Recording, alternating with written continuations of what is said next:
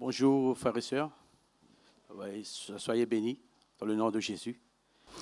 Et ce matin, c'est vrai, nous remercions le Seigneur et que le Seigneur nous aide, que chaque matin que nous nous réveillons, que nous puissions vraiment nous appuyer sur lui et que surtout qu'il nous donne la force, cette force qu'il nous donne parce que nous nous réjouissons en lui. Alléluia. Alors ce matin, qu'il soit élevé et qu'il soit béni, que nous puissions le célébrer librement. Amen, amen.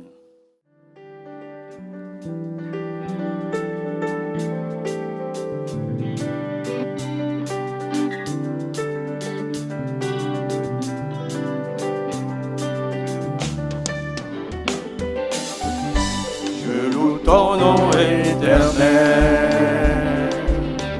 Seigneur, je célèbre ta bonté. Quelle joie tu vis en moi, quelle joie tu viens pour nous sauver. Je loue ton nom, je loue ton nom éternel, Seigneur, je célèbre ta bonté. Quelle joie tu vis en moi, quelle joie tu viens pour nous sauver. tu viens du ciel, tu viens du ciel sur la terre, montrer la voie de la terre à la croix, payer pour moi de la croix jusqu'au tombeau et du tombeau jusqu'au ciel. Je loue ton nom éternel. tu viens du ciel. Tu viens du ciel sur la terre, montrer la voie de la terre à la croix, payer pour moi de la croix jusqu'au tombeau et du tombeau jusqu'au ciel. Je loue ton nom éternel. Je loue ton nom. Je loue ton nom éternel. Seigneur, je célèbre ta bonté. Quelle joie tu vis en moi, quelle joie tu viens pour nous sauver. Je loue ton nom, je loue ton nom éternel. Seigneur, je célèbre ta bonté. Quelle joie tu vis en moi, quelle joie tu viens pour nous sauver.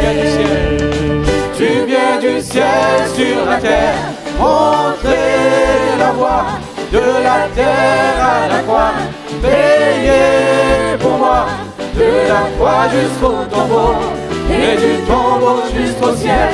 Je loue ton nom éternel. tu viens du ciel, tu viens du ciel sur la terre, montrer la voie de la terre à la croix, payer pour moi de la croix jusqu'au tombeau et du tombeau jusqu'au ciel. Je loue ton nom éternel. je loue ton nom éternel. Je loue ton nom éternel. Je loue ton nom éternel. Je loue ton nom éternel. Alléluia. Gloire à Dieu.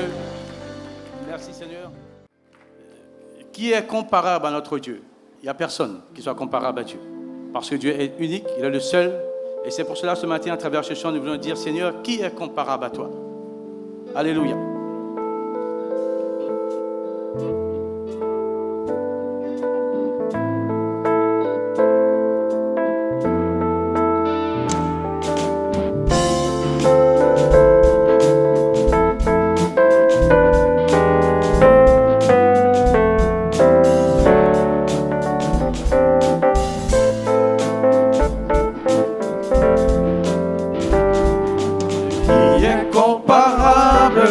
À l'éternel, notre Dieu, il a sa demeure dans les lieux très hauts.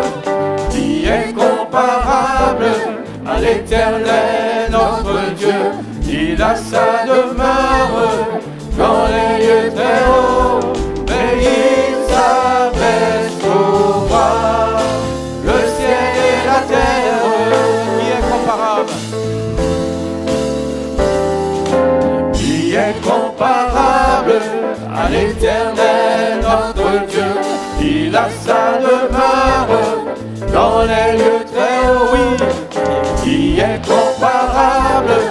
l'Éternel notre Dieu, il a sa demeure dans les lieux très hauts, mais il s'abaisse pour voir le ciel et la terre.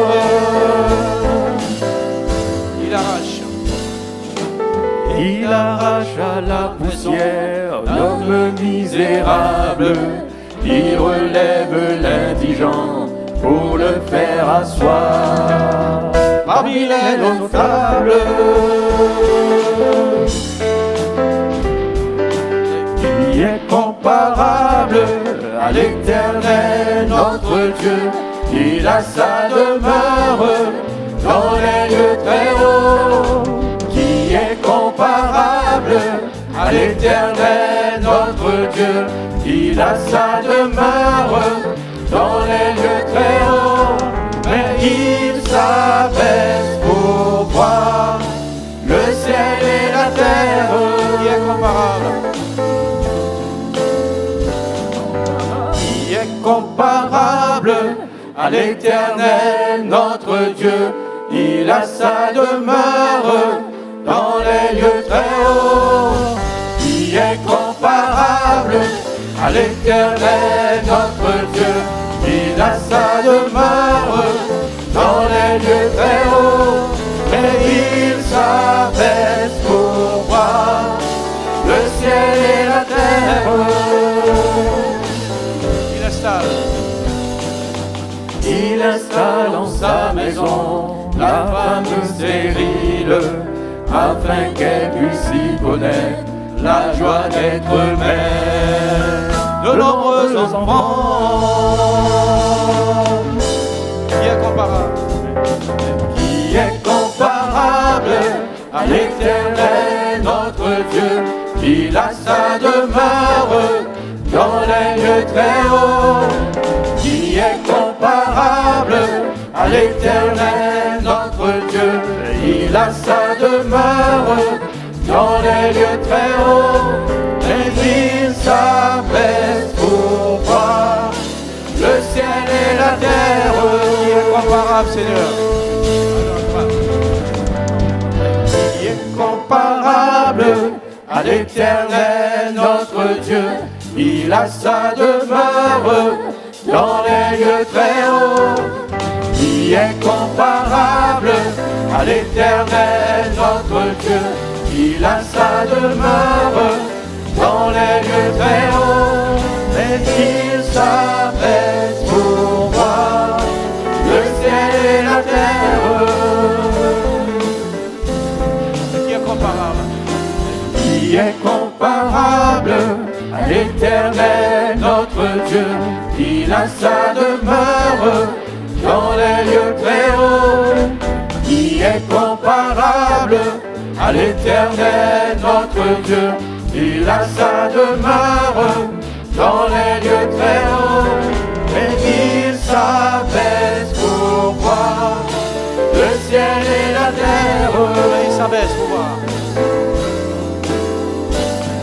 Mais il s'abaisse pour voir le ciel et la terre.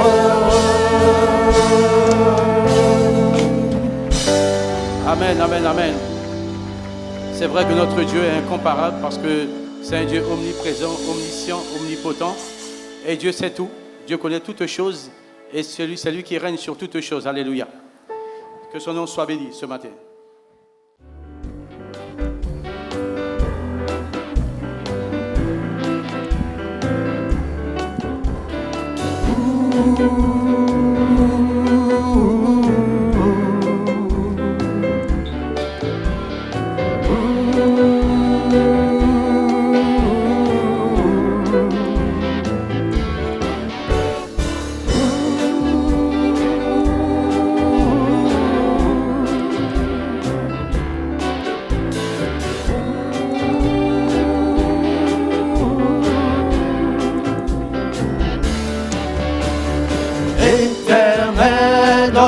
Seigneur, que ton nom est magnifique.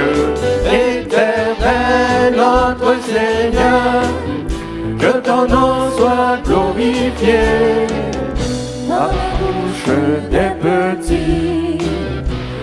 déploies ta majesté. Tu confonds tes ennemis par ta force et ta bonté. Éternel notre Seigneur, que ton nom est magnifique.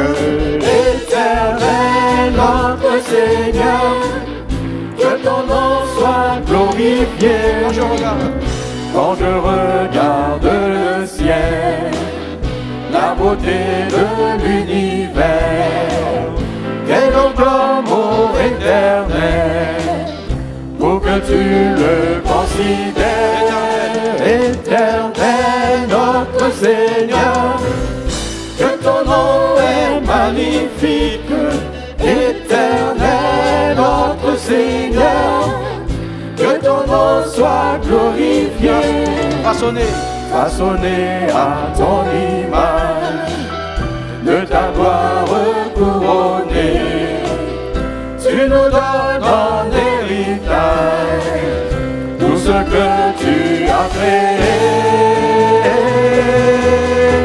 Éternel notre Seigneur, que ton nom est magnifique.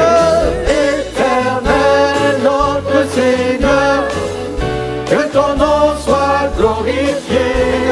Éternel notre Seigneur, que ton nom est magnifique. Éternel notre Seigneur, que ton nom soit glorifié. Éternel.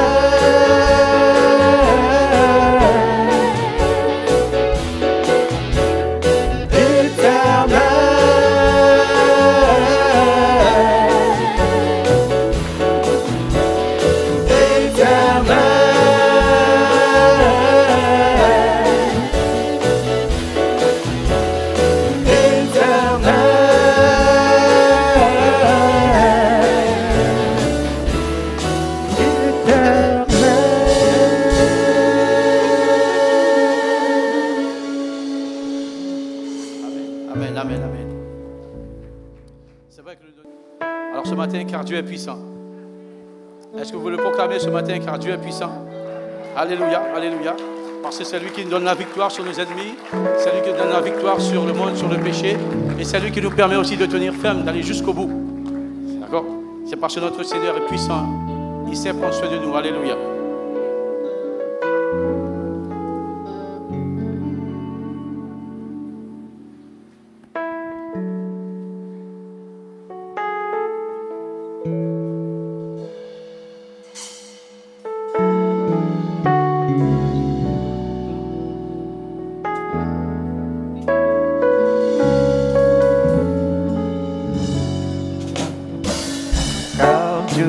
Un Dieu puissant, il règne de son saint Dieu avec sagesse, amour. Oui, Dieu est un Dieu puissant. Car Dieu est un Dieu puissant, il règne de son saint Dieu avec sagesse, amour. Oui, Dieu est un Dieu puissant.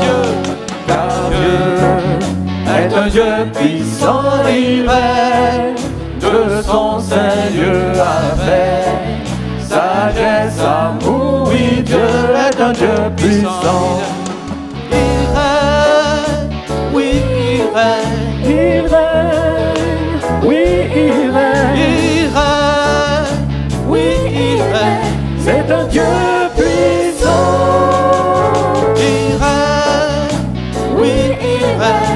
Il règne, oui, il règne, il règne, oui, il règne. Il est un Dieu puissant, car Dieu est un Dieu puissant, il règne de son saint Dieu avec sagesse, amour. Oui, Dieu est un Dieu puissant, car Dieu est un Dieu puissant, il règne de son saint Dieu avec sagesse, amour. Oui, Dieu est un Dieu puissant, car Dieu est un Dieu puissant, il règne de son saint saint Dieu avec sagesse, amour. Oui, Dieu est un Dieu puissant. Il règne, oui, il règne. Il règne, oui, il règne. Il règne, oui, il règne. C'est un Dieu puissant. Il règne, oui, il règne. Il règne, oui, il règne. Oui, il règne. C'est un Dieu puissant. Car Dieu est un Dieu puissant. Il règne de son Seigneur avec sagesse, amour. Oui, Dieu est un Dieu puissant. Car Dieu est un Dieu puissant. Il règne de son Seigneur avec sagesse, amour. Oui, Dieu est un Dieu puissant. Car Dieu, encore une fois, Dieu, oui, il est puissant. est un Alléluia. Dieu puissant. Il règne de son Seigneur avec sagesse, amour. Oui, Dieu est un Dieu puissant. Il règne, oui, il règne. Il règne, oui, il règne. Il règne, oui, il règne. C'est un Dieu puissant. Il règne, oui, il règne. Il règne, oui, il règne. Il règne, oui, il règne. C'est un Dieu puissant. Car Dieu Est un Dieu puissant. Il règne de son Seigneur avec sagesse, amour. Oui, Dieu est un Dieu puissant. Alléluia. Le Seigneur règne, alléluia. Il est puissant. Merci Seigneur pour ta puissance. Merci parce que tu règnes dans nos vies et tu règnes éternellement.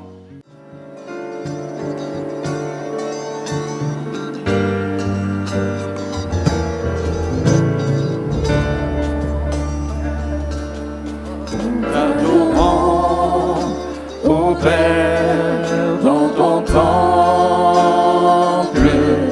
Nous t'adorons en esprit et en vérité. Tu habites nos louanges. Nous t'adorons en esprit et en vérité. Nous t'adorons, Seigneur.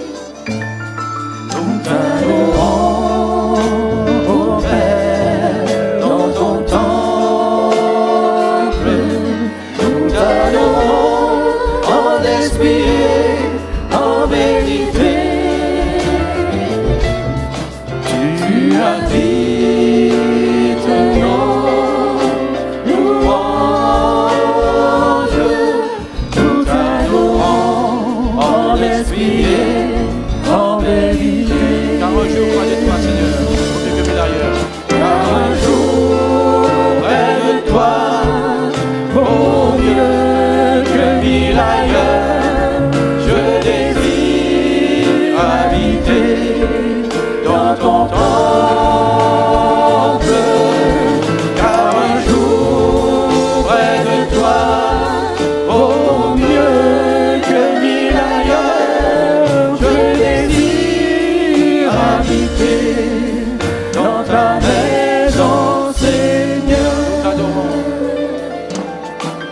T'adorons, ô Père, dans ton temple. Nous t'adorons en esprit et en vérité. Tu habites nos louanges. Nous t'adorons en esprit et en vérité. Nous t'adorons. Nous t'adorons, ô Père, dans ton temple. Nous t'adorons en esprit et en vérité. Tu habites nos louanges.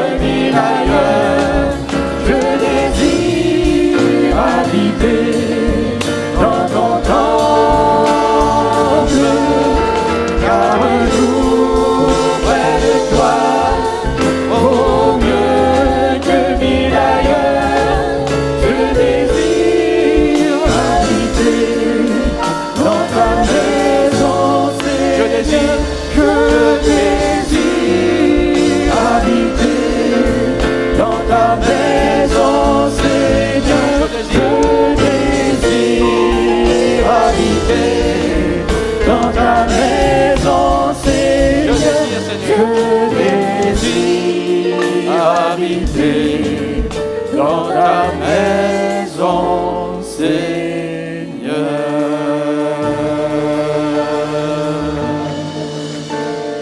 Est-ce que c'est là, je pense que c'est là notre désir à tous, c'est d'être avec Dieu pour l'éternité. Alléluia. C'est de le voir face à face et d'être dans sa maison. Car Seigneur nous dit, c'est vrai que nous savons que là-haut, il n'y a que des bonnes choses. Dieu est merveilleux.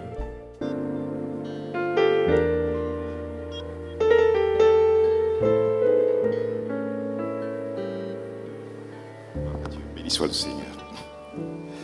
Oh, alléluia, qu'il fait bon d'être dans la maison du Seigneur, qu'il fait bon de partager ensemble ces moments bénis. Et ce qui est merveilleux, c'est qu'en fin de compte, nous ne sommes pas seuls.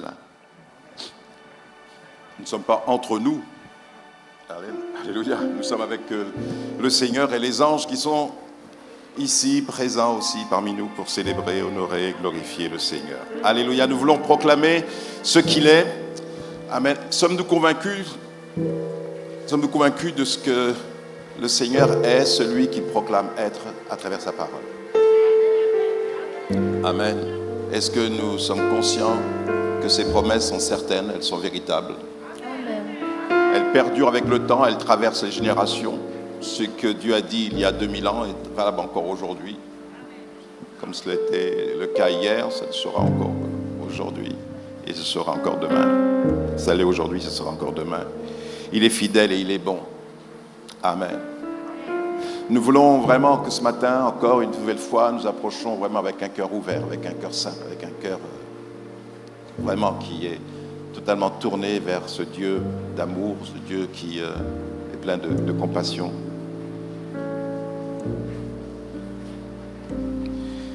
C'est vrai que je suis un petit peu ému, mais je ne veux pas non plus, je veux vraiment que ce matin nous puissions vraiment adorer le Seigneur. Et je ne peux m'empêcher de penser à tous nos bien-aimés frères et sœurs de l'Ukraine. Mais nous en parlerons à la fin de cette réunion. Et je considère comme vraiment un privilège dans lequel nous nous trouvons de savoir que nous avons la liberté ce matin de pouvoir nous réunir, de l'adorer le Seigneur. Nous ne sommes pas sous les effets de la bombe, des bombes, de la guerre, alors que nos bien-aimés sont terrorisés, mais non pas désespérés. Parce que le Seigneur est là aussi, qui contrôle toutes choses. Amen. Et nous croyons qu'il garde et soutient ses enfants. Mais nous voulons que Dieu les bénisse, certainement aussi, ils ont peut-être leur culte aussi, certainement. Bien, nous voulons nous joindre aussi à leur louange, à leur adoration, pour glorifier le Seigneur. Amen. C'est un ami merveilleux.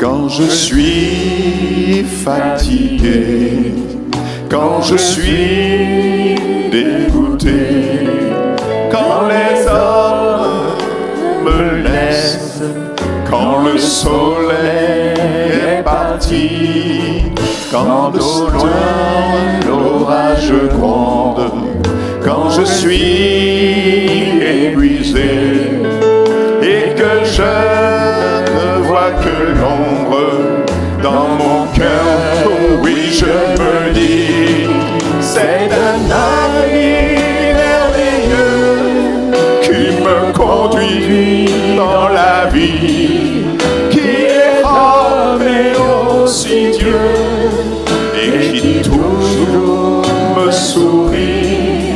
Et puis quand plus rien ne va, alors il prend ma main dans sa main, il me guide dans ses voies, et sans cesse il me soutient.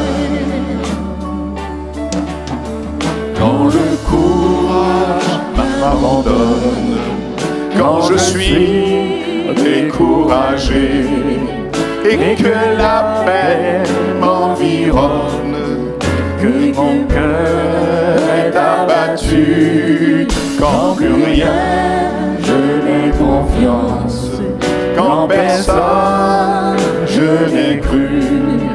À ce moment, oui, j'y pense, à l'amour, oui, de Jésus. Alors mon ciel s'illumine, sa grande paix entre en moi. Cet espoir me fait oublier le plus grand de mes fracas. Jésus-Christ m'a dit ceci: ne crains rien, et la foi. Abandonne ton fardeau et n'oublie pas qui je suis. C'est un ami, c'est un ami merveilleux qui me conduit dans la vie, qui est homme et aussi Dieu, et qui toujours me conduit. Et puis quand rien ne va, il prend ma main dans sa main, il me guide dans ses voies, et sans cesse il me soutient. C'est un ami. C'est un ami merveilleux. Oui, Jésus, alléluia. Qui me conduit dans la vie. Amen, amen. Qui est homme et aussi Dieu, et qui toujours me sourit. Et puis quand plus rien ne va, il prend ma main dans sa main, il me guide dans ses voies, et sans cesse il me soutient. Amen, amen. Alléluia.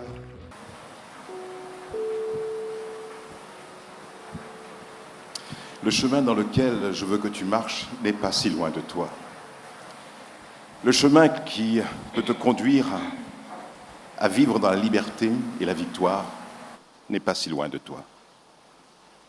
Tu regardes à droite, tu regardes à gauche, tu te demandes, mais où est le chemin de la délivrance? Où est le chemin par lequel je pourrais marcher pour me conduire vers la victoire? Comment je puis sortir de mes souffrances, de mes peines? Le chemin dans lequel tu veux obtenir la victoire n'est pas loin de toi. Le chemin qui te conduit à une plus grande connaissance de ma personne n'est pas loin de toi. Le chemin qui te conduit à la véritable vie n'est pas loin de toi. Il est tout proche de toi. Il est là. Il est près de toi. Ce chemin, c'est celui qui s'adresse à toi. C'est le Fils de Dieu. C'est Jésus. Il veut que tu apprennes à le connaître. Et il est celui qui te révèle ce qui est bon, ce qui est bien, ce qui est merveilleux, excellent pour toi. La victoire dont tu as besoin, le conseil dont tu as besoin, ne se trouve nulle part ailleurs qu'en lui. Il est conseiller, il est le Dieu puissant, il est le prince de la paix. Il est celui qui veut conduire tes pas, éclairer chaque jour ton chemin. Il est celui qui veut te conduire dans ce vert pâturage dans lequel tu peux te nourrir et rassasier ton âme. Je ne veux pas te laisser dans l'ignorance des œuvres que je veux faire dans ta vie.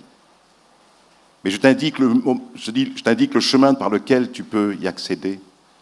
Et ce chemin, c'est qu'il est nécessaire que tu ouvres ton cœur et que tu me laisses entrer dans ta vie. Alors tu connaîtras ce qui est bon, ce qui est excellent, ce qui est merveilleux pour toi. Tu connaîtras cette table que j'ai dressée devant toi. Tu connaîtras les solutions que j'ai préparées pour toi. Ce sont des paroles certaines et véritables, car le Seigneur connaît ton cœur et il sait que tu es en recherche. Mais aujourd'hui, ici, s'arrête ta recherche. Le chemin est devant toi, le chemin est sur tes lèvres, tu peux le confesser. Tu peux proclamer qui est le Seigneur, tu peux le proclamer comme ton Seigneur. Et alors la vie qu'il te donne viendra en toi et apportera une dimension tout à fait nouvelle à ta vie. Ce que tu es venu chercher ce matin, je veux te l'apporter. Tu es plein de questions. mais ton Dieu est celui qui t'apporte la réponse. Viens à lui, parce que le chemin qui te mène à la vie est tout près de toi. Il est maintenant près de toi, maintenant. Tu peux ouvrir ton cœur, et la sagesse d'en haut te sera donnée. Le Seigneur te conduira. Sois béni. Amen. Alléluia. Béni sois-tu, Jésus. Amen.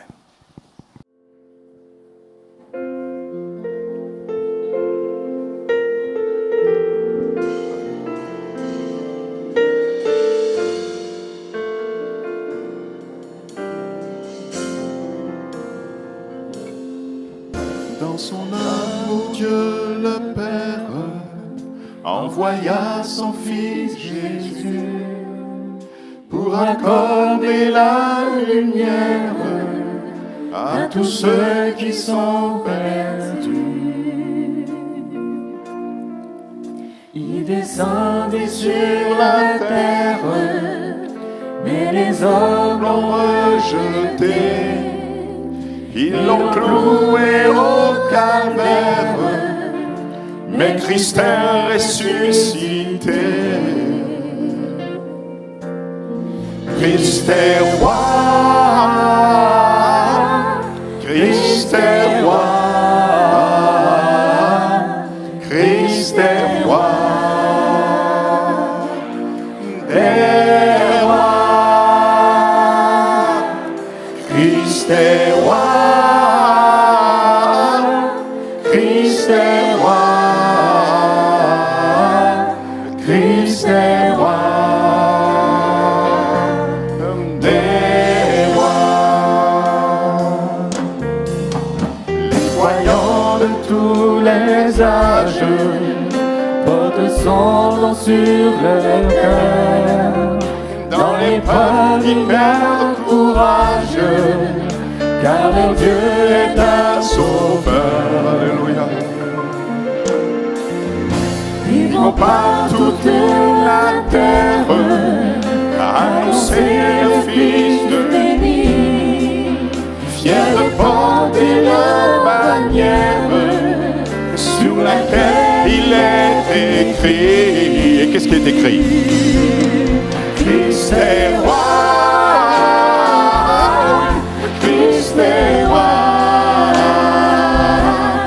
Christ est roi, oh Jésus, Jésus, des rois, oh Christ est roi, Christ est roi, Christ est roi, Christ est roi, Christ est roi, oh Jésus, Jésus, des rois. Un jour les chrétiens du monde seront rassemblés par lui. Ils sortiront de leur tombe, car en lui ils ont la vie. Ils formeront un royaume, le ciel sera leur pays.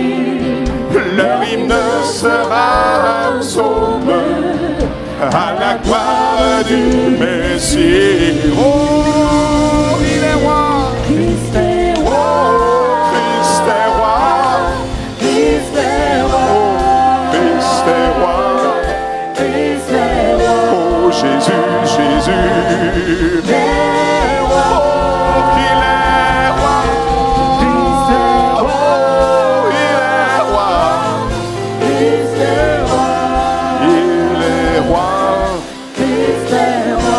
Jésus, Jésus, des rois, oh, il est roi. Christ est roi, oh, il est roi. Christ est roi. Jésus, tu es roi. Christ est roi. Oh, Jésus, Jésus, proclamons, il est roi. Il est roi, oh, il est roi. Il est roi. Christ est roi. Christ est roi. Jésus, tu règnes, alléluia. Alléluia. Oh, il règne, alléluia. Amen, amen, amen. Les rois, oh, il est roi. Oh, Jésus est roi. Oh, tu es roi, Seigneur. Alléluia.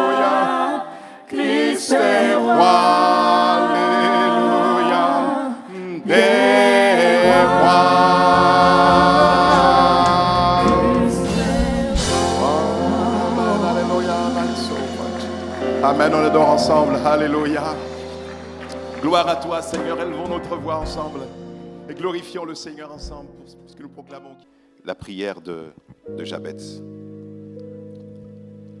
Nous avons lu ensemble le texte dans 1 Chronique où il est dit le concernant, et je vous disais que dans cette litanie de noms qui parle des tribus, de la chronologie de plusieurs tribus d'Israël, et comment à travers cette chronologie il y avait là un homme, puisqu'il est dit un tel a engendré un tel, etc. Et puis à un moment donné où quand il est question de Jabez, il est parlé de lui d'une manière très particulière. Il s'est fait connaître, vous disais-je la semaine dernière, non pas par des miracles, non pas par des œuvres extraordinaires, mais tout simplement par le fait qu'il a fait une prière. Et une prière qui va changer radicalement son existence. Et je lis ce passage où il est dit « Jabez était le plus considéré que ses frères. Sa mère lui donna le nom de Jabez en disant « C'est parce que je l'ai enfanté avec douleur. » Et Jabez invoqua le Dieu d'Israël en disant « Si tu me bénis et que tu étends mes limites, si ta main est avec moi, si tu me préserves du malheur, en sorte que je ne sois pas dans la souffrance. » Et Dieu accorda ce qu'il avait demandé. Amen. Gloire à Dieu. Donc je ne vais pas reprendre tout ce que j'ai pu dire, mais là où nous sommes arrêtés, en tout cas ce que nous avons vu, c'est que Jabez est un homme qui avait connu la douleur et que le Seigneur a répondu à sa prière en le délivrant de sa douleur. Nous verrons ensemble qu'il y a des douleurs, différentes douleurs. Il y a des douleurs pour lesquelles nous voulons que Dieu les enlève. Il y en a d'autres qui resteront, car elles sont si salutaires, elles sont nécessaires. Mais je vous disais que dans la prière de Jabez, il y a au moins 5 choses importantes. C'est que la première, c'est un homme qui voulait être béni. Deuxièmement, c'est un homme qui souffrait. Troisièmement, sa souffrance était provoquée parce qu'il était dans un territoire limité. Quatrièmement, il ressentait sa situation comme un véritable malheur. Peut-être certains considèrent leur situation vraiment comme un malheur. Cinquièmement, il désire une extension de ses limites. C'est ce que nous verrons ce matin. Et sixièmement, Dieu l'a exaucé. Et nous allons ensemble voir ensemble les enseignements que nous pouvons retirer de ce court message. Et je vous disais la semaine dernière que il faut comprendre le sens des mots et ce que peut signifier le mot limite quand il dit étant mes limites. Quel est le sens à donner aussi au mot bénédiction? C'est bon. Voilà, quel est le sens à donner au mot souffrance aussi? Quel est le sens à donner au mot malheur? Quel est le sens à donner au mot aussi exaucement? Et nous avons vu ensemble comment la souffrance de cet homme est au centre même de sa vie et comment le Seigneur, après sa prière, va le bénir. Au point que ça a eu un impact sur ses frères, un impact sur son environnement, sur la ville où il se trouvait, et la considération qu'on avait à son égard, puisqu'il est dit qu'il était l'homme le plus considéré même parmi ses frères. Et pourtant, on pourrait dire qu'il est parti de loin, puisque son nom, qui signifie douleur, sa mère l'avait enfanté, et dans la douleur. Et je vous disais la semaine dernière que la douleur est fait normale lorsqu'une femme donne naissance à la vie, et c'est normal qu'il y ait des douleurs. Amen. Et nous avons vu ensemble que le chrétien a le droit de souffrir aussi, il a le droit à la douleur. Et nous avions vu comment certains pensent que parce qu'on est chrétien, parce qu'on marche dans la foi, on ne doit pas connaître la douleur, la souffrance, que parfois nous pouvons connaître ce qu'on peut appeler le malheur, mais le chrétien est un enfant de Dieu qui ne tombe pas dans le désespoir. Pourquoi? Parce qu'il a, nous allons le voir, il a un recours puissant qui est le recours de la prière. Donc, nous n'avons pas à être complexés ni à accuser qui que ce soit parce qu'il souffre en disant que cette personne souffre parce qu'il a péché. Et c'est vrai que dans cet enseignement, dans la parole de Dieu, Dieu se sert de la douleur et nous aurons l'occasion certainement de parler plus amplement de la souffrance et que ça implique et comment gérer nos douleurs, comment gérer nos souffrances. Et nous verrons à travers la parole de Dieu dans un prochain message ou comment nous pouvons gérer nos souffrances parce que nos souffrances peuvent être dues à des drames, à des divorces, à la maladie. Il y a différentes sortes de douleurs. Et ces douleurs nous affectent profondément et certains tombent dans un fond découragement parce qu'ils ne savent pas comment gérer leurs douleurs. Parce que les douleurs peuvent être physiques, peuvent être morales, elles peuvent être mentales, elles peuvent être psychologiques, voire même des douleurs spirituelles. Et il peut arriver que nous vivions justement des séquelles de certaines douleurs et que certains n'ont pas été guéris et vivent avec cette douleur. Ils viennent à l'église, ils sont dans la souffrance, leur cœur n'a pas été guéri, et il y a encore en eux une certaine amertume, une tristesse, et ils ne comprennent pas toujours le plan de Dieu. Et certains peuvent trouver à travers leur douleur une source de découragement et parfois même de chute, d'abandon de la foi. Mais il ne faut pas que cela soit le cas aujourd'hui. C'est pour ça que Dieu, à travers ce message, veut te parler, t'encourager à ne pas sombrer dans la douleur, mais de faire cette prière comme l'a faite Jabez, où il a demandé, Seigneur, que tu étendes mes limites, parce que nous verrons exactement en quoi consistaient ces douleurs, et nous verrons que ces douleurs étaient parce qu'il était dans des limites. Et lui, il veut étendre ses limites pour ne plus se trouver dans la douleur.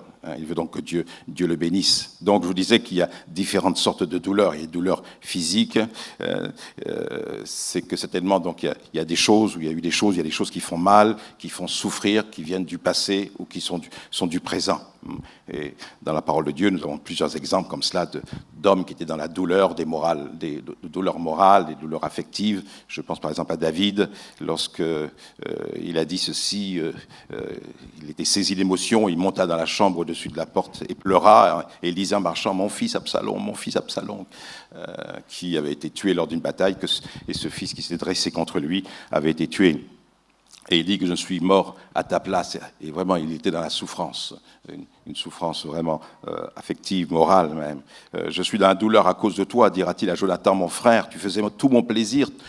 Tout ton amour pour moi était admirable au-dessus de l'amour des femmes, disait-il. Donc il avait vraiment un ami qui était Jonathan. Et Jonathan, il l'avait perdu dans cette bataille. Jonathan était le fils du roi Saül. C'était un ami très proche, seul ami que vraiment David avait.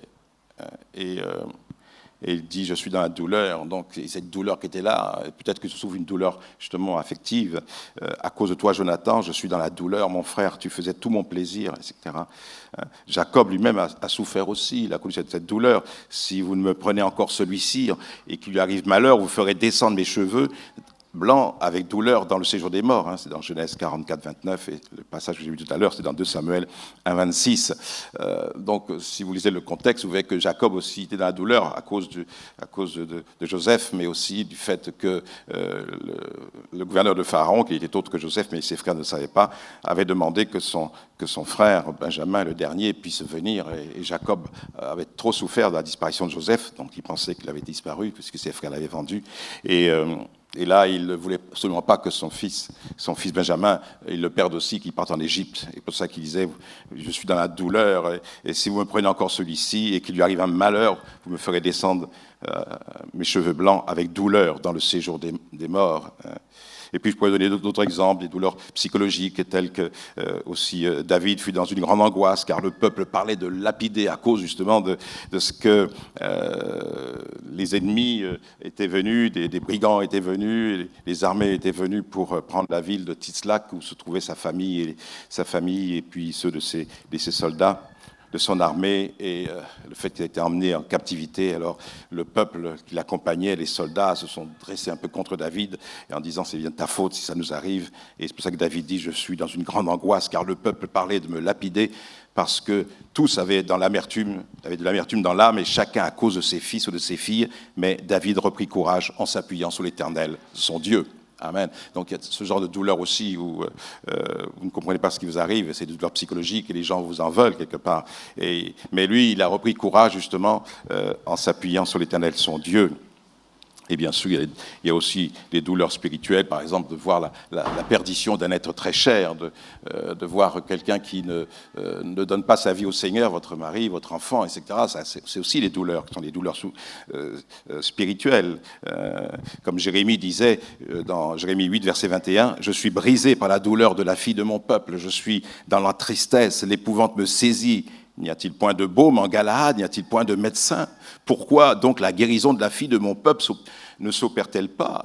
Et parfois aussi cette douleur de voir un membre très cher de notre famille être incrédule, venir à Christ, et ce sont les souffrances spirituelles, les souffrances, comme disait Paul aussi, on en a parlé la semaine dernière, il y a des souffrances d'ordre dans le service, comme il disait, les souffrances, les douleurs de l'enfantement, d'amener quelqu'un à Christ, et voir aussi l'Église se former. Quand on est dans le ministère, on a toutes sortes de souffrances, et notamment cette souffrance de l'enfantement, car nous voulons voir Christ progresser en chacune de vos vies et devenir des chrétiens fidèles, mûrs, et servant le Seigneur de tout leur cœur, supportant les difficultés avec courage, avec foi, en s'appuyant sur le Seigneur. Et puis il y a aussi certaines difficultés, des douleurs qui sont dues à ce sentiment de culpabilité à cause du péché. David disait dans le psaume 31, verset 10, « Ma vie se consume dans la douleur, et mes années dans les soupirs, ma force est épuisée à cause de mon iniquité, et mes os dépérissent. » Et nous savons que la solution, justement, c'est de venir au pied de la croix et réclamer le pardon de Dieu. Mais David disait, voilà, à cause de mon péché, ma vie se consume dans la douleur, et mes années dans les soupirs, ma force est épuisée, et mes os dépérissent à cause de mon péché. Et il dira dans le psaume 32, verset 3, « Tant que je me suis tu, mes os se consumaient, je gémissais toute la journée, car nuit et jour, ta main s'appesantissait sur moi. Ma vigueur n'était plus que sécheresse, comme celle de l'été, et tout cela à cause de ce sentiment de culpabilité du fait qu'il avait péché contre Dieu. Au point même qu'il avait dit, si tu avais voulu des sacrifices, je t'en aurais offert, et vraiment des centaines d'holocaustes, mais Dieu ne prend pas plaisir aux holocaustes, et ce que tu veux, c'est que la vérité soit au fond du cœur. Et David avait commis adultère doublé d'un meurtre, et il ne devait pas faire cela, et il a été tourmenté jusqu'à ce qu'il trouve le pardon de Dieu. Tant que je me suis tu, à un moment il se taisait, il était consumé par le sentiment de culpabilité, il résistait, et comme certains résistent, ne veulent pas se repentir, mais c'est à leur dépens. C'est pour cela que il est très important, chers frères et sœurs, justement comme Jabez, nous allons y revenir, et certainement, comme je disais tout à l'heure, nous reviendrons justement sur le thème de la souffrance, parce que nous passons tous par des moments de souffrance, et nous entrerons de manière plus profonde sur ce sujet. Mais revenons à Jabez, concernant sa douleur, donc, et voyons comment il a pu surmonter cette douleur. Alors, ce que nous voyons dans la vie de Jabez, c'est qu'il a des douleurs particulières. Comme chacun d'entre nous, on a des douleurs particulières. Je vous disais qu'il y a des douleurs et puis il y a la douleur aussi, quelque chose qui peut nous toucher plus profondément et qui nous affecte plus profondément. Il avait les douleurs de sa naissance puisque sa mère l'avait appelé souffrance. Jabez signifie souffrance. À cause de lui, sa mère avait souffert. Et certainement, la souffrance de cet accouchement avait laissé des séquelles, une marque tellement profonde dans la vie de cette femme que lorsque l'enfant est né, elle ne pouvait lui donner comme nom que le résultat de sa douleur, l'expression de sa douleur, en disant tu as été un enfant pour moi de problème, tu as été un enfant de problème, tu as été un enfant de souffrance et de douleur pour moi. Et c'est resté dans la vie de Jabez, et Jabez, on l'appelait le douleur. Donc imaginez un petit peu la frustration qu'il va avoir dans son cœur et ce sentiment de culpabilité, alors qu'il n'était pas du tout responsable de cette douleur. Comme nous disions la semaine dernière, nous ne sommes pas responsables de nos douleurs, de certaines douleurs. Nos enfants, s'ils ont des problèmes de santé ou tout, nous ne sommes pas responsables. Donc il y a des douleurs dont nous ne sommes pas responsables, il y en a d'autres qui sont le résultat de nos erreurs, de nos mauvais choix, de mauvaises décisions, de notre méchanceté aussi. Car on récolte aussi ce que l'on sème. Donc, les douleurs de sa naissance, lui, il ne les a pas ressenties. Donc, c'est sûr qu'il n'était pas concerné par cela. Maintenant qu'il a grandi, maintenant qu'il est devenu adulte, eh bien, il semblerait qu'à son tour, qu'il se mette à ressentir une certaine douleur. Et dans sa prière, justement, Jabez occupait un certain territoire. Et voici ce territoire est un territoire limité. La preuve, c'est qu'il s'exprime ainsi en disant « Si tu me bénis et que tu étendes mes limites, que tu agrandisses mes limites, je suis un homme limité. » Et cette limite créait des souffrances en lui. Et ces limites, et je veux que tu étendes mes limites. Donc, il était dans des limites territoriales, et ces limites territoriales, bon, nous ne savons pas en quoi elles étaient tellement définies, on ne nous dit pas, mais on ne connaît pas les frontières de cette limite, mais il faisait qu'il ressentait une profonde douleur en lui-même. Ses limites l'amenaient à ressentir une profonde douleur. C'est pour comprendre cet aspect de ce témoignage de Jabez concernant justement au niveau spirituel et comment il voulait étendre ses limites. Alors c'est vrai, c'était pas tellement, et nous voulons croire, c'était pas tellement territorial. Je ne pense pas que c'était une question de terrain, de superficie qu'il voulait agrandir, non. Mais c'était certainement quelque chose de très difficile en lui. C'était certainement un besoin spirituel. Il ressentait une profonde douleur en lui-même. C'est pour ça qu'il dit, si tu me bénis, que tu étendes mes limites. Donc il se sentait limité dans sa chair. Et nous allons voir à quoi ça peut correspondre pour nous, et comme cela a été aussi certainement pour lui. Donc nous pouvons dire qu'en tant qu'hommes, nous sommes aussi limités.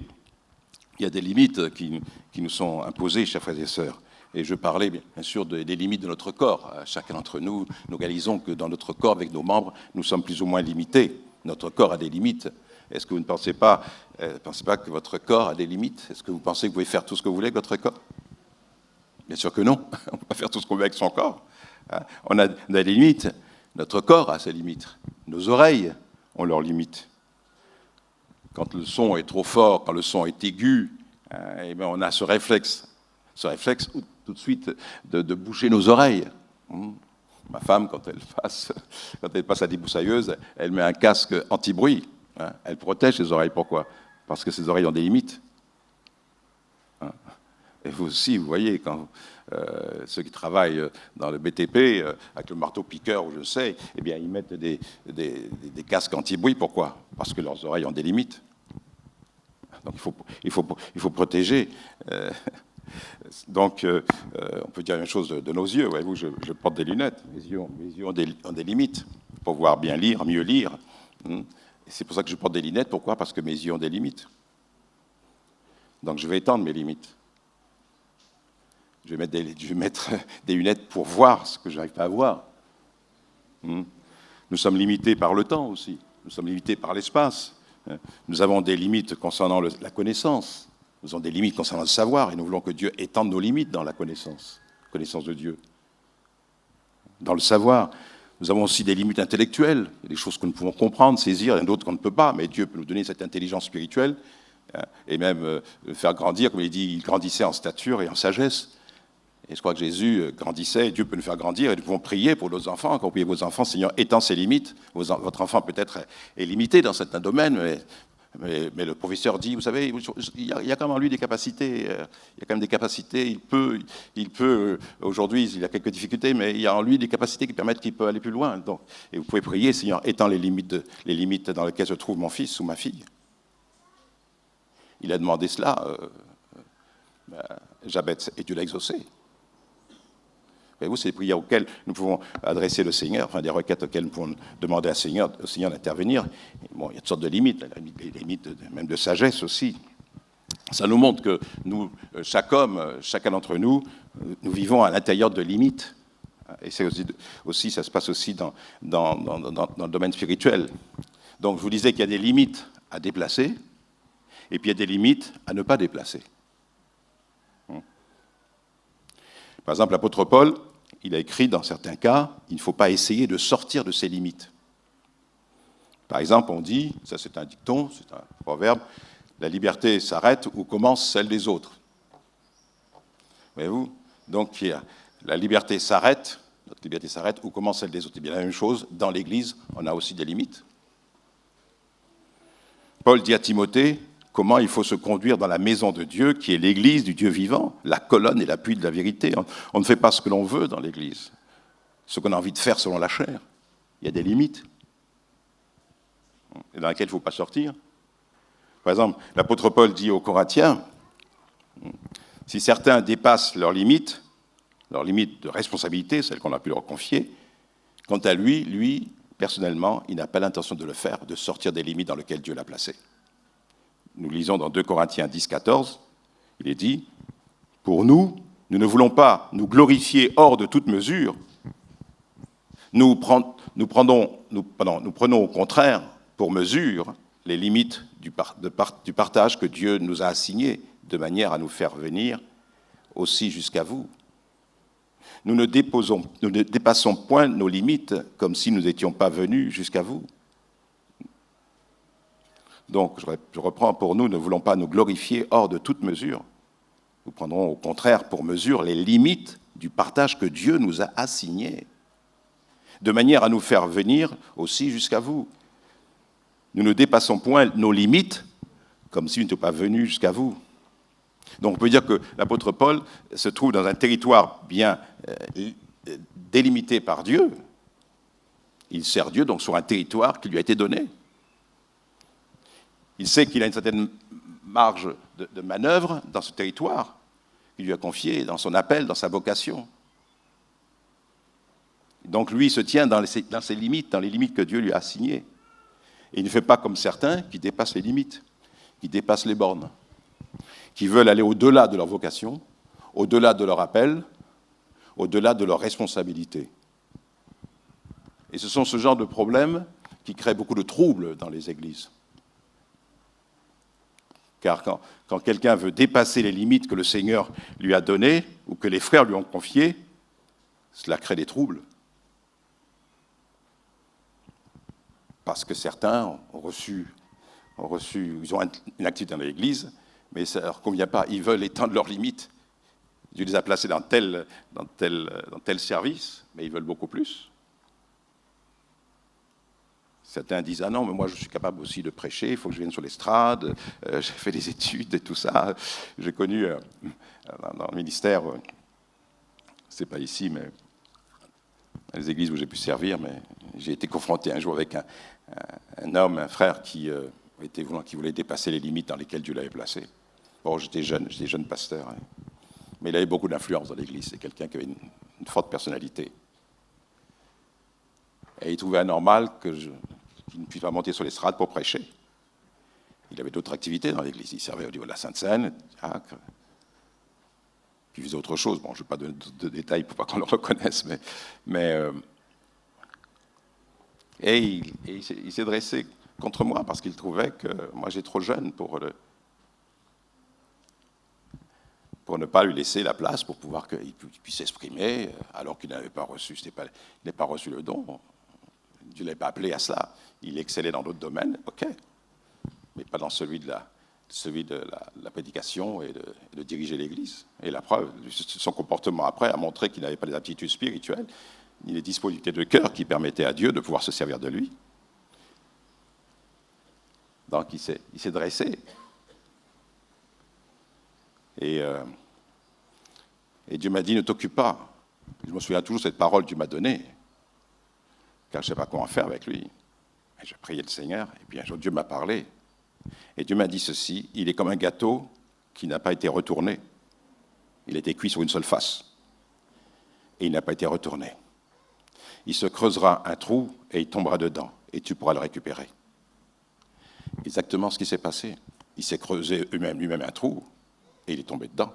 Et quand il est tombé dedans, tout le monde a vu sa nature, a vu son comportement, a vu ce qu'il était. Et il a perdu un petit peu cette aura qu'il avait au niveau de l'Assemblée. Parce qu'il est tombé dans une situation telle que personne ne pouvait approuver ce qu'il avait fait. Et là, il était, comme on pourrait ainsi dire, pris la main dans le sac. Et mais après, il y a d'autres circonstances, mais on a prié. Et après, il a quitté l'Église pendant 2 ans. Il a vivoté à droite et à gauche. Et après, il est revenu. Et puis, il s'est humilié. Il a demandé pardon à Dieu. Et on est devenus des meilleurs amis après. Quand il est venu, il est revenu, bon, bien sûr, il a pardonné. Et puis, mon épouse et moi, on l'a invité chez nous à la maison, on a mangé ensemble. Il était étonné de ça. Et si on parlait mal de moi, c'était lui qui prenait ma défense. Et pourtant, c'est un homme qui justement, n'était pas resté dans les limites que Dieu avait données. Et ça avait créé des luttes. Et c'est souvent la lutte pour le pouvoir. Ça ressort de l'orgueil. Et souvent, les difficultés que l'on a, ceux qui veulent aller au-delà des limites qui leur ont été imposées dans le service, dans les activités ou les responsabilités qu'on leur confie, ils veulent toujours plus, et des choses qu'ils n'ont même pas la capacité de faire non plus. Mais ils veulent étendre leurs limites, alors que Dieu les a placés dans tel territoire spirituel. Eh bien, ce sentiment, c'est de l'orgueil. C'est la lutte pour le pouvoir. Et nous savons que la lutte pour le pouvoir est engendrée par la vanité qu'il y a dans le cœur de l'homme. Cette vanité qui veut l'amener à sortir de ses limites. Et ça, d'une manière charnelle. Nous avons un exemple dans la Bible, vous connaissez tous cette histoire, la révolte de Corée. ce qui s'est passé lorsque le peuple se trouvait dans le désert, après être sorti du pays d'Égypte. Je lis dans Nombre 16, versets 9 à 10, un exemple de ceux qui voulaient sortir de leurs limites, que Dieu avait instaurées. Donc, dans Nombre 16, versets 9 à 10, il est écrit « Cela ne vous suffit-il pas ?» Et c'est ce que Moïse dit à l'assemblée de Corée, et puis ceux qui étaient avec lui, qui avaient monté le peuple contre Moïse et Aaron. Ça ne vous suffit-il pas que le Dieu d'Israël vous ait choisi dans l'assemblée d'Israël pour vous faire approcher de lui, afin que vous soyez employés au service du tabernacle de l'Éternel et que vous présentiez devant l'Éternel, devant l'assemblée, pour la servir. Donc c'était des Lévites qui avaient la charge de tout le service sacerdotal. Il vous a fait approcher de lui, toi et tous tes frères, les descendants de Lévi, et vous voulez encore remplir la fonction de prêtre. Ils avaient une tâche, mais ce n'était pas suffisant. Ils voulaient remplir la fonction de prêtre, ils voulaient le sacerdoce, prendre la place d'Aaron. Ils sortaient des limites que Dieu leur avait assignées. Et si vous lisez la suite, vous savez que la terre s'est ouverte, et ils sont rentrés, ils ont été Corée, Dathan et Abiram, eh bien, eux et leur famille, ils ont été enterrés vivants, pour ainsi dire. Il y a eu un tremblement de terre, Dieu a écarté le sol, la terre, et leur tente et tout ce qui leur appartenait, famille, enfants et tout, ils ont entraîné toute leur famille dans le désespoir. Et ils sont tombés. Ils sont entrés vivants. Il dit qu'ils sont entrés vivants de séjour des morts, et la terre s'est refermée. Dieu m'a donné une marge de manœuvre aussi, des limites dans mon service. Je suis responsable de bergerie, cette bergerie que vous présentez, que Dieu m'a confiée. Dieu ne m'a pas confié la bergerie du voisin,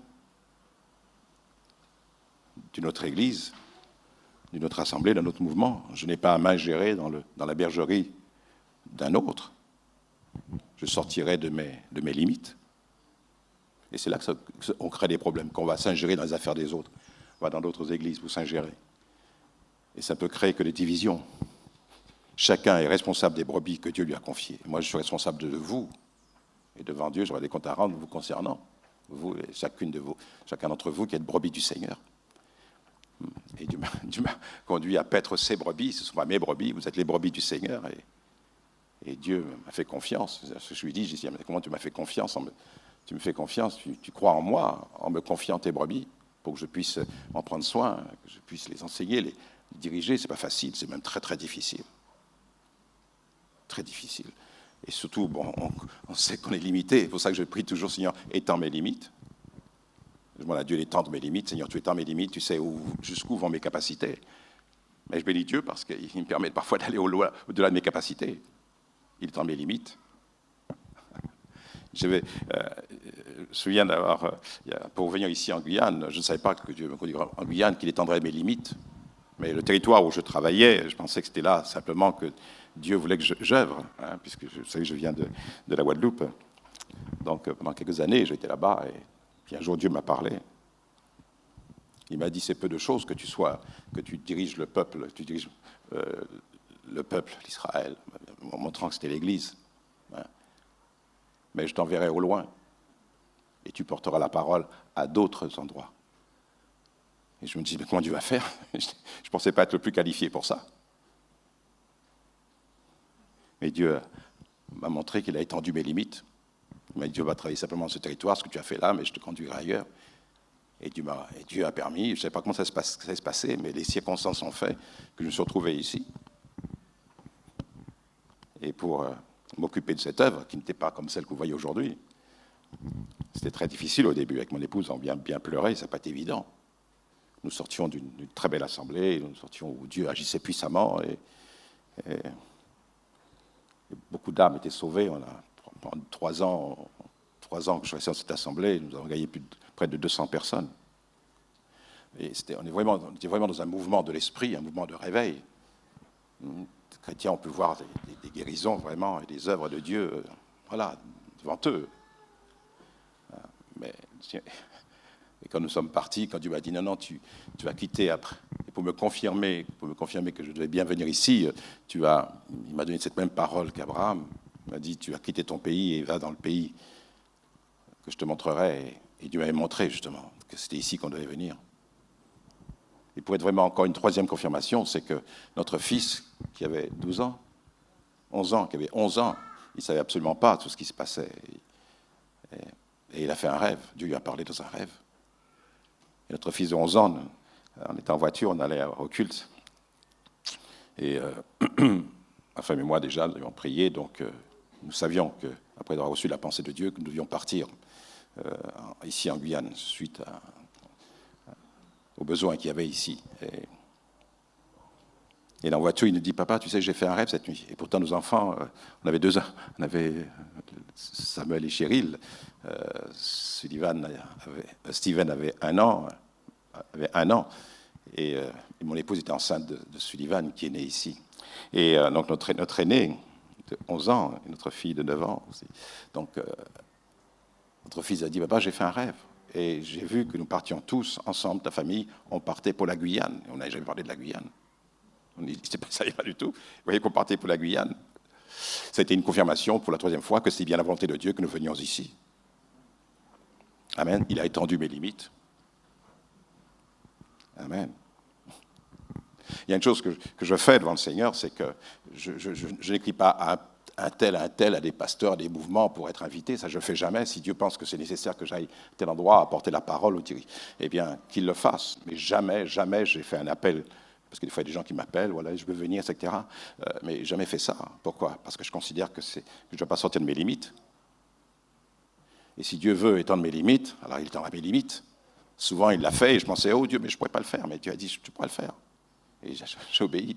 Et Dieu a permis ainsi que dans certains pays, je suis allé aux États-Unis, ou au Canada, ou en Suisse, ou en Belgique, enfin plusieurs endroits, pour apporter la parole. Moi qui pensais que je n'étais pas capable de faire quoi que ce soit, mais Dieu a étendu mes limites.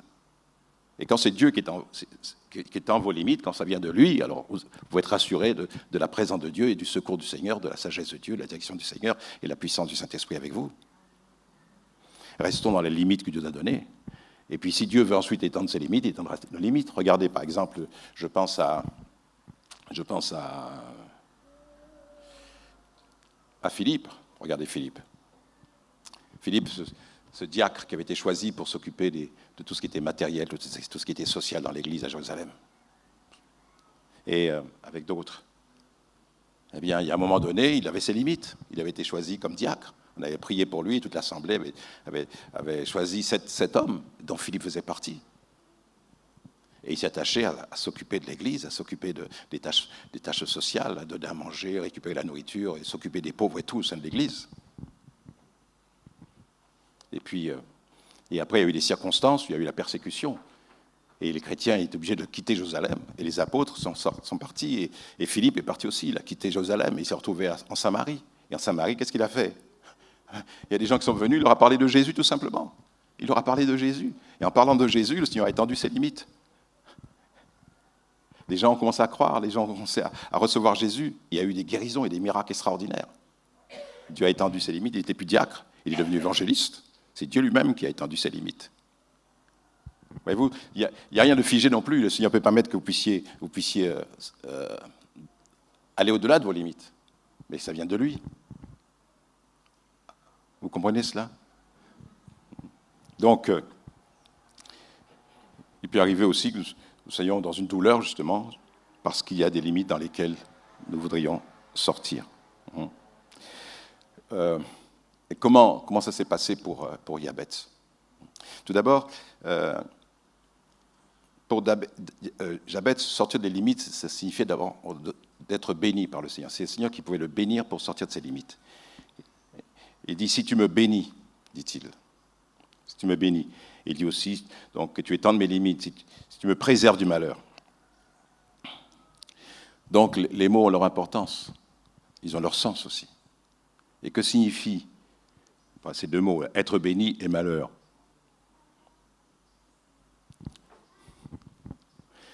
Eh bien, nous avons chacun peut-être une définition de ce qu'est être béni et ce qu'est être dans le malheur. Des fois, on n'a pas toujours la même définition du mot malheur, la même définition du mot béni. Parce que le malheur, pour nous, c'est quoi? C'est quoi le malheur? Si tu demandes à chacun, c'est quoi le malheur pour toi? Bien sûr, il y a toutes sortes de malheurs qui peuvent nous tomber dessus. Mais Jabez, celui, il avait fait son choix. Pour lui, le malheur, en quoi ça consistait? C'est de rester dans les limites d'une vie médiocre, d'une vie spirituelle médiocre, une vie sans envergure. Pour lui, c'est ce qu'il appelle le malheur, étant mes limites. Pour d'autres, le malheur, c'est normal aussi, ça peut être physique, ça peut être un mal physique, ça peut être un manquer d'argent, ne pas pouvoir se marier, passer par le deuil, par une difficulté, par une frustration, une contrariété. Alors c'est vrai, ces choses-là sont des malheurs, mais le malheur absolu, et je crois que pour nous, croyants, c'est de rester dans les limites spirituelles alors que Dieu nous donne la possibilité de les étendre, de progresser, de grandir dans notre vie chrétienne. C'est ça, le malheur. C'est peut-être. Le malheur dans notre vie à chacun, le malheur dans ta vie, par exemple, cher frère, chère sœur, ce serait de ne pas aller jusqu'au bout de la volonté de Dieu. Le malheur de ta vie, ce serait de rester dans les limites de ton incrédulité. Ce serait de rester dans les limites de ta chair. On s'y plaît tellement dans la chair. Et on reste là, dans ces limites-là.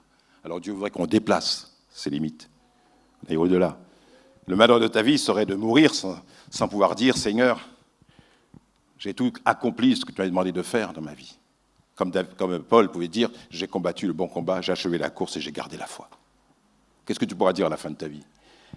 Est-ce que tu restais dans ton petit cocon chrétien, bon, tu as la réunion le dimanche, voilà, et puis il ne faut pas trop, pas plus. Voilà, tu te contentes de cette vie, tu évites de pécher, de t'éloigner de Dieu, mais bon là, tu ne demandes pas plus. Mais est-ce que tu fais l'œuvre de Dieu? Sachant que le Seigneur a dit, que c'est l'apôtre Paul qui le dit, qu'il a préparé pour nous des œuvres afin que nous puissions les accomplir. Il y a des œuvres qui ont été préparées pour toi, et des œuvres que Dieu a préparées pour moi. Et c'est quand je regarde en arrière, je vois les œuvres qu'il avait préparées pour que je puisse les accomplir. Je ne savais pas tout d'avance. Peut-être si je savais tout d'avance, peut-être j'aurais pas répondu à l'appel divin. Bien que quand il m'a appelé, ça a été vraiment compliqué, pas pour moi, enfin pour lui. Enfin, c'est rien n'est compliqué pour Dieu, mais je faisais partie des résistants. Mais il a su me convaincre. Et donc, il a des œuvres qui étaient préparées. Et je vais même vous dire ceci, chers frères et sœurs. Je ne sais pas si ça va vous surprendre, mais les œuvres que Dieu a préparées, pour nous, pour toi, que tu dois accomplir, eh bien, personne d'autre à ta place ne peut l'accomplir. Parce que Dieu a prévu de les accomplir avec toi. On peut dire, non, Seigneur, envoie-lui un tel fait que ce soit lui. Dieu dit, non. Les œuvres que j'ai préparées, c'est toi qui peux les accomplir. Parce que je sais que je pourrais travailler dans ton cœur. Je sais que je pourrais être un cœur qui sera malléable, comme David. J'ai trouvé David, un homme selon mon cœur, qui accomplira tous mes desseins. Amen. Dieu a préparé des œuvres pour chacun d'entre nous. Et tu dois les accomplir, d'où l'importance de les discerner. D'où l'importance d'avoir cette relation avec le Seigneur pour dire, Seigneur, me voici pour te servir, dis-moi ce que tu attends de moi.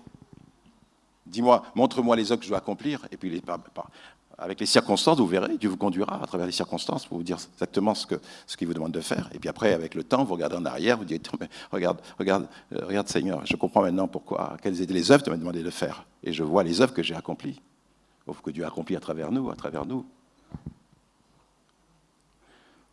Voilà en fin de compte le malheur. Donc certains ne comprennent pas trop ce que c'est que le bonheur et le malheur. Pour certains, le bonheur, c'est ce qui va dans le sens qui leur fait plaisir.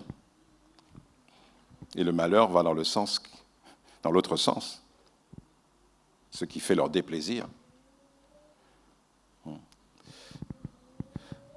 Voyez-vous, il y a ce mot « être béni », je voudrais vous apporter une précision aussi, c'est que quand il dit « bénis-moi », peut-être on peut se sentir gêné parce que l'on prie pour soi. Et on a ce sentiment parfois de gêne. Je devrais toujours prier pour les autres. Et pour moi, ça n'a pas d'importance. Bien, c'est faux. Ça a de l'importance que tu pries pour toi. Parce que tu ne pourras pas être une bénédiction pour les autres. Parce que pour communiquer la bénédiction, eh bien, il faut toi-même que tu puisses vivre dans cette bénédiction. Nous avons besoin de vivre cette bénédiction pour la communiquer aux autres. Ce que j'ai, je te le donne. Dira l'apôtre Pierre, ce que j'ai, je le partage avec toi. Mais je ne peux rien donner si je ne l'ai pas. Donc il est important de prier. Il est important de demander à Dieu donc, de nous bénir. Et notamment étant dans nos limites. Donc c'est important. Donc on ne peut pas bénir les autres. Nous avons besoin d'abord d'être bénis nous-mêmes pour que nous puissions bénir les autres. Et Dieu, d'ailleurs dans le texte original, le mot béni se dit barak.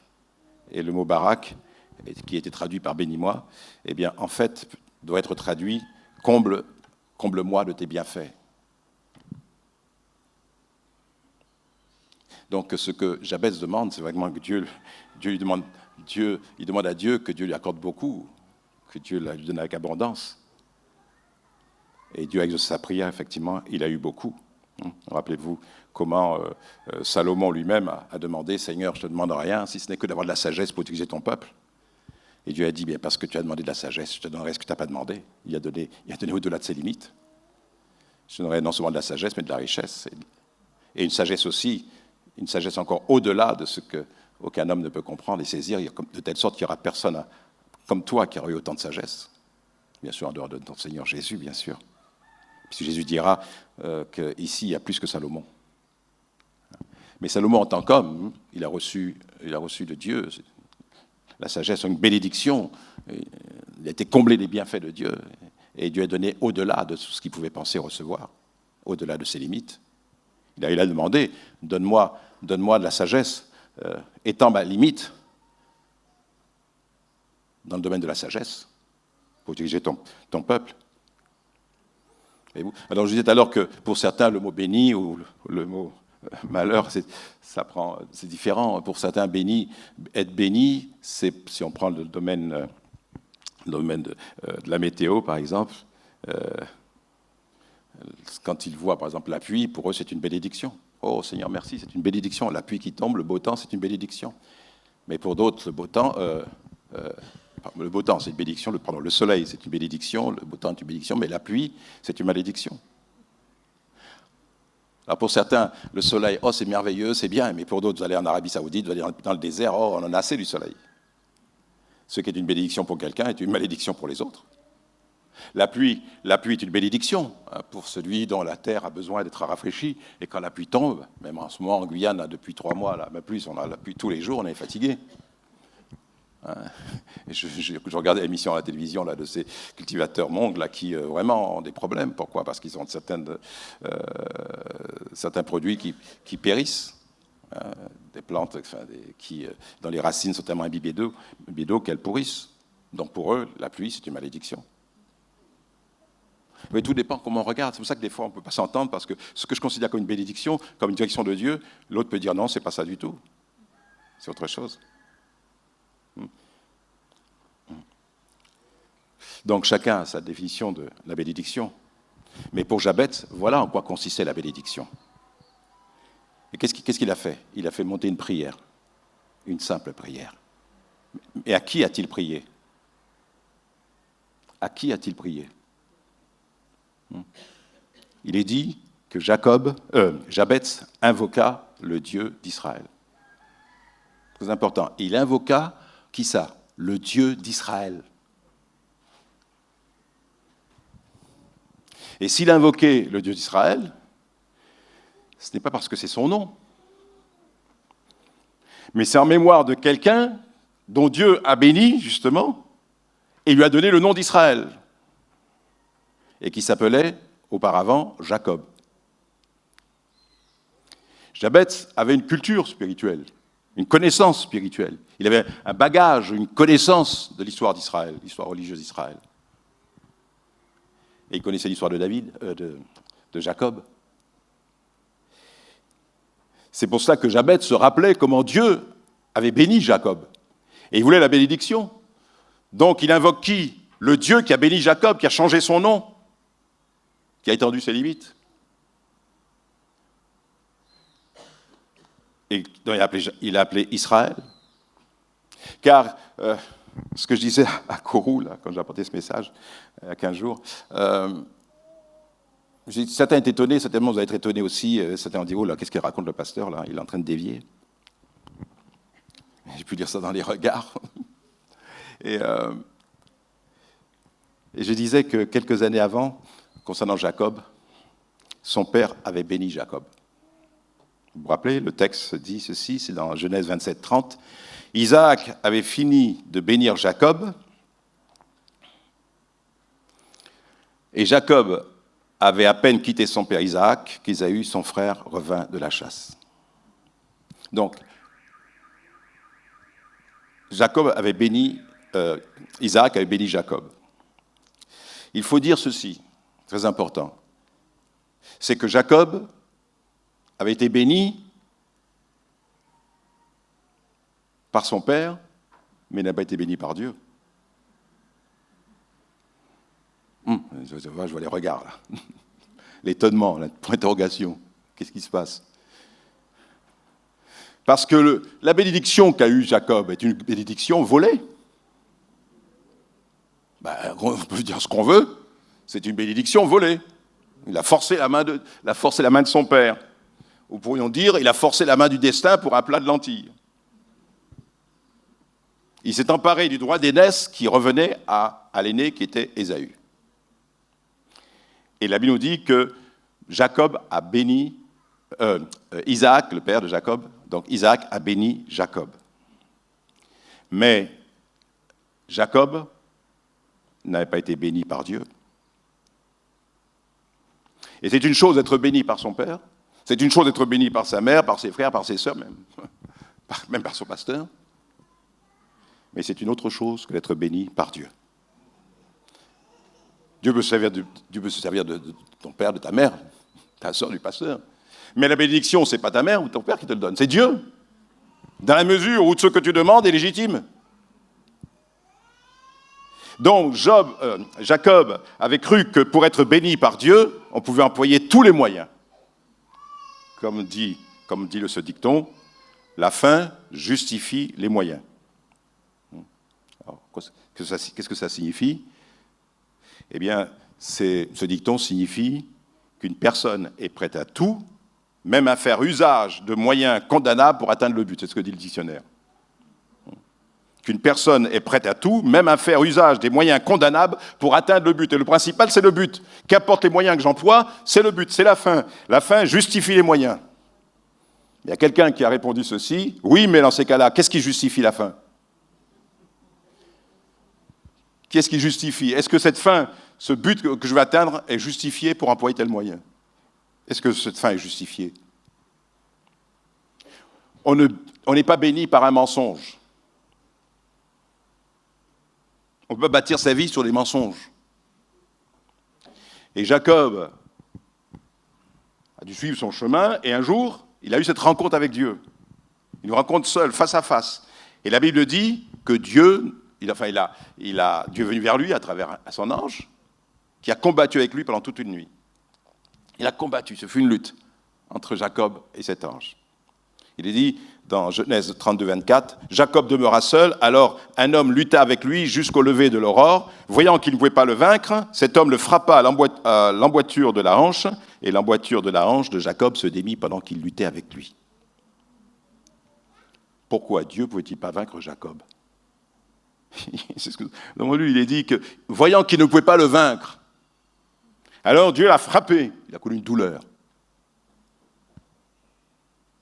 Et sa hanche s'est déboîtée, et il commençait à boiter. Mais malgré tout, il tenait l'ange, donc le Seigneur. Il est dit que l'emboîture de la hanche de Jacob se démit pendant qu'il luttait avec lui. Eh bien, pourquoi ne pouvait-il pas le vaincre? Parce que Jacob avait une volonté propre. Il fallait qu'elle soit brisée. Il avait un caractère extrêmement dur. Et il fallait que Dieu le travaille, il fallait que Dieu travaille en lui. Il a fallu que Dieu lutte avec lui. Et cette lutte avec Jacob, pendant cette nuit, c'était vraiment une lutte spirituelle à la fois. Bon, physique certes, mais c'est surtout une lutte où Dieu allait montrer à Jacob sa façon d'être et qu'il fallait qu'il soit changé. Car c'est un homme qui avait un fort caractère, une forte volonté. Alors il a fallu que Dieu lutte avec lui et qu'à un moment donné, Dieu le frappe à l'emboîture de la hanche, c'est-à-dire au col du fémur. Et il a été brisé. Jacob a été brisé. Je lis, Jacob demeura seul. Alors un homme lutta avec lui jusqu'au lever de l'aurore. Voyant qu'il ne pouvait pas le vaincre, cet homme le frappa à l'emboîture de la hanche, et l'emboîture de la hanche de Jacob se démit pendant qu'il luttait avec lui. Il dit, laisse-moi aller, car l'aurore se lève. Et Jacob répondit, je ne te laisserai point aller, que tu ne m'aies béni. Que tu ne m'aies béni. Ah, il se souvient, Javets. Il lui dit, quel est ton nom? Il répondit, Jacob. Il dit, ton nom ne sera plus Jacob, mais tu seras appelé Israël, car tu as lutté avec Dieu et avec les hommes, et tu as été vainqueur. Jacob l'interrogea en disant, fais-moi, je te prie, connaître ton nom. Il répondit, pourquoi me demandes-tu mon nom? Et il le bénit là. Amen. Il est écrit, et Dieu, le Seigneur, le bénit là, à ce moment-là, dans ces circonstances-là, après l'avoir brisé, dans la douleur, qu'il l'a béni. Il y a une bénédiction dans la douleur. Et parfois, Dieu nous conduit à la douleur pour nous bénir. Alléluia. Tandis que son père l'avait béni là-bas, où ça? Eh bien, à Canaan, parce que là, ça se passe... Là, il était parti en Mésopotamie, il est sur le chemin qui le ramenait vers Canaan, vers son père, et puis son frère l'attendait pour se venger. Bref, vous connaissez l'histoire. Eh bien, c'est là-bas. Et c'est dans ces circonstances-là, dans ce lieu où il fuyait son frère, il a fallu qu'il lutte avec Dieu. Et là, Dieu a brisé Jacob, parce que Jacob, son nom signifiait trompeur, supplanteur. Mais maintenant, Dieu va changer son nom, Dieu va étendre ses limites, nous allons le voir, et ce sera à la fin, et il va dire, et Dieu va lui dire que ton nom ne sera plus supplanteur, un trompeur, tu vas changer de nature, tu vas naître de nouveau, de toute façon, tu vas naître de nouveau, tu seras une nouvelle créature, une nouvelle personne. Amen. Tu vas t'appeler Israël. Tu as lutté avec Dieu. Tu n'es plus le trompeur, mais celui qui a lutté avec Dieu, celui qui a demandé la bénédiction. Je veux que tu me bénisses, je ne te lâcherai pas, je ne te lâcherai pas, je ne te lâcherai pas. Alors d'un côté, son caractère était dur, mais d'un autre côté, ça a bien servi. Ça montre que c'est quelqu'un qui était décidé, mais il fallait que cette force, cette volonté soit sous la domination de Dieu, sous l'autorité de Dieu. Amen. C'est pas mauvais d'avoir un fort caractère, c'est même bien. Mais dans la mesure où il est sous le contrôle du Saint-Esprit, dans la mesure où c'est sous le contrôle de Dieu, c'est pas parce que je dis « Ah, moi, il a un mauvais caractère », parce que nous trouvons qu'il est excessif. Mais quand on regarde tous les hommes que Dieu a choisis, c'est des hommes de caractère. Ah ben, vous savez, Moïse, le pauvre, il est dit que Moïse était l'homme le plus doux de la terre, mais à un moment donné, c'est pas facile de diriger une nation, près de 2 à 3 millions de personnes qui sont sorties d'Égypte. Il n'y avait que 600 000 hommes de pied, 600 000 hommes à partir de 20 ans. Mais tous les enfants et les femmes, voyez-vous, il ne faut pas oublier que depuis 400 ans, ils sont restés pendant 400 ans en Égypte. Donc ce n'est pas 30 personnes qui sont sorties. Peut-être au moins 2 à 3 millions de personnes. Il fallait qu'un homme de caractère. Mais il a fallu que Dieu travaille, Dieu façonne Moïse, pour que Moïse soit entre les mains de Dieu, quelqu'un de malléable avec qui Dieu pourra sauver le peuple, le délivrer d'Égypte. Et vous savez comment Moïse, d'abord, a essayé par lui-même, par sa propre chair, par son caractère, de vouloir... Il y avait de la compassion, il y avait de l'amour pour son peuple, mais il a tué un Égyptien qui était en train de maltraiter un Hébreu, un de ses frères. Et il pensait que par la violence, il pouvait obtenir la délivrance. Mais c'est jamais par la violence. Dieu ne sait pas de la violence pour pouvoir établir son œuvre, pour faire son œuvre. C'est par l'amour. La puissance de l'amour, c'est pas la puissance. Il nous attire par son amour, par la croix. S'il y a violence, elle a eu lieu à la croix. S'il y a violence, c'est lui-même qui a subi la violence. Pour que nous puissions lui appartenir en mourant pour nous. Et il dit donc Dieu l'a béni là. Amen. Eh bien, quand Dieu vient nous briser, quand il a raison de nous, quand il prend le commandement de notre vie, quand il arrive à nous amener, chers frères et sœurs, à capituler, au point que nous sommes là en train de dire, non pas ce que je veux, mais ce que tu veux. C'est alors que le nom de Jacob peut être changé ensuite d'Israël. C'est alors que Dieu peut nous conduire hors de nos limites. Amen. Alléluia. Et en fin de compte, Jabez pouvait dire ceci: je m'adressais au Dieu d'Israël, au Dieu de Jacob. Parce que le Dieu d'Israël, c'est celui qui a béni Jacob après l'avoir brisé. Dans la souffrance, il l'a béni. Est-ce que nous sommes prêts à accepter un tel programme pour nous, comme Jacob? C'est vrai qu'il y a beaucoup de gens qui aimeraient être bénis, mais sans souffrir. Ils voudraient être bénis sans le brisement, mais parfois il est nécessaire que Dieu nous brise pour que nous puissions aller au-delà de nos limites. On veut recevoir le baptême de l'Esprit sans passer par la croix, sans passer par la repentance, sans passer par l'humiliation, la consécration. On veut être baptisé de l'Esprit. Les gens qui ne sont même pas nés, ils ne peuvent pas passer par la croix, ils ne peuvent pas passer par la repentance, ils veulent être remplis du Saint-Esprit. Voyez-vous, le malheur, c'est ça justement. Le malheur, c'est de vouloir vivre avec les émotions du Saint-Esprit sans vivre la consécration, sans vivre le renoncement. C'est ça le malheur pour l'Église. On veut les émotions de l'Esprit, on veut l'action de l'Esprit, mais on veut pas justement cette consécration, cette pureté de cœur, vivre dans les renoncements. Si tu me bénis, si tu me préserves du malheur en sorte que je ne sois plus dans la souffrance, parce que la souffrance justement de Jabez était précisément qu'à l'intérieur de ses limites, il ressentait qu'il n'était pas à la hauteur, de ce que Dieu attendait de lui. Il ressentait qu'il ne pouvait pas atteindre l'objectif de Dieu dans sa vie. C'est alors qu'il a fait cette prière.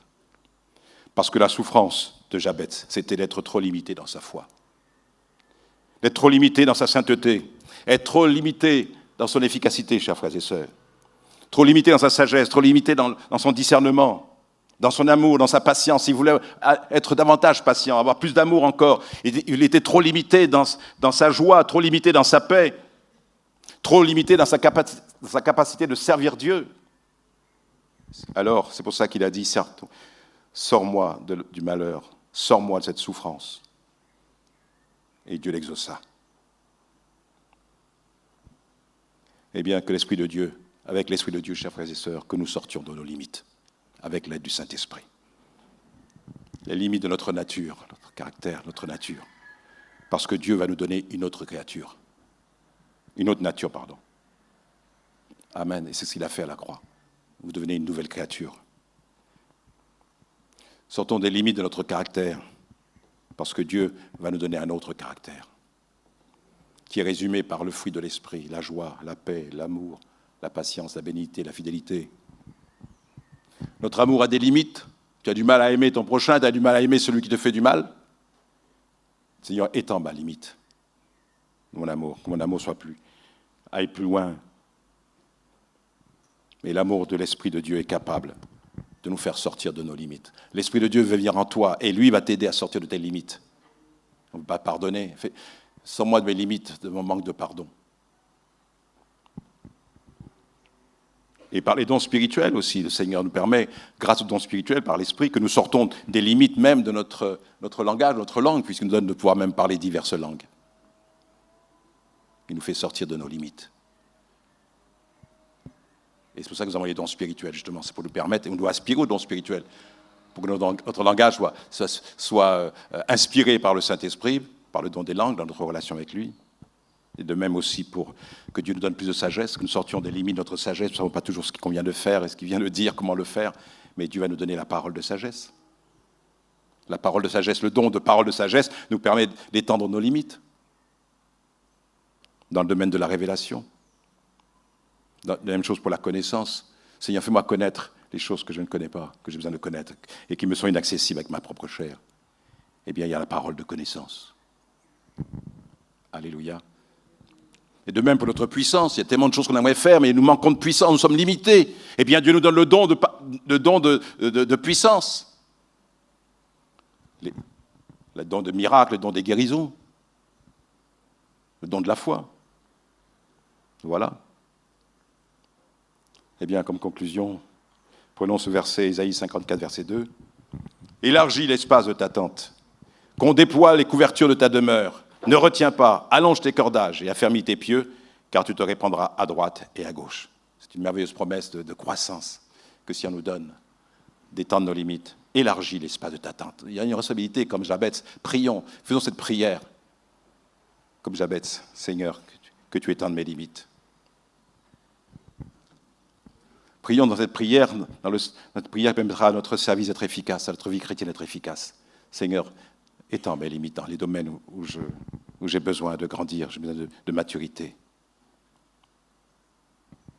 Est-ce que tu donnes une certaine souffrance ce matin? Ou bien est-ce que tes limites te laissent indifférent? Alors mon frère, ma sœur, je crois que c'est très important, c'est qu'il faut arrêter de garder cette vie médiocre. Il faut sortir de cette vie chrétienne un peu médiocre. Car ce genre de vie, ce sont des personnes qui n'ont pas envie de progresser, n'ont pas envie d'avancer. Ils restent dans leurs limites.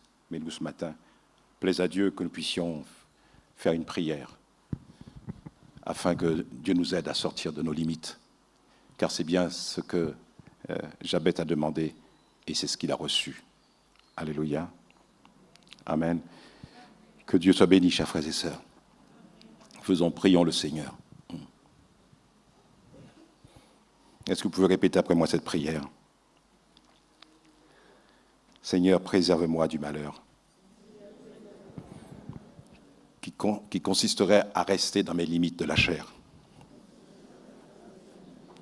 Préserve-moi du malheur qui consisterait à ne pas étendre ma vision. Seigneur, étends mes limites. Merci de l'exaucer. Merci de me bénir comme tu as béni Jacob, qui a dû accepter ce brisement. Je m'adresse à ce Dieu d'Israël, celui qui a béni Jacob par le principe de la croix. Souffrir, Jésus a été brisé pour que je sois sauvé. Je t'invoque comme mon Père, parce que c'est toi qui me conduis par l'Esprit Saint à vivre des expériences qui me sortiront du malheur spirituel. Seigneur, que le malheur ne me frappe pas. Au nom de Jésus, je t'ai prié. Amen. Voyez-vous, la prospérité spirituelle est beaucoup plus importante que la prospérité matérielle. Amen. Donc notre bonheur, c'est plus la prospérité spirituelle que la prospérité matérielle. Prospérons. Que Dieu soit béni. Alléluia. Prions.